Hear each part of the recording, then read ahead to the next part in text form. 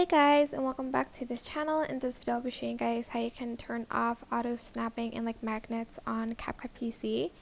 So for instance, you want to leave some space at the beginning of your video to stay blank, and you don't want this to like snap in place. So as you can see, if I like move it here, it will snap in place.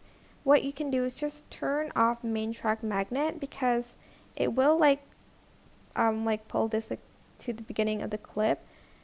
Same if you're like putting like another clip next to it, it's just going to automatically snap to the video.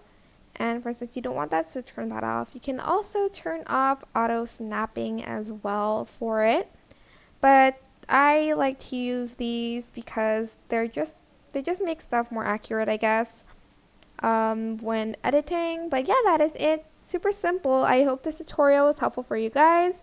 Don't forget to like, comment, share, and also subscribe to this channel if you haven't done that already. If you have any questions, just leave it in the comment section down below, and I will try my best to answer them all for you guys. And if you found this video helpful, please click the thanks button above the description box down below. Thank you so much for watching. Bye!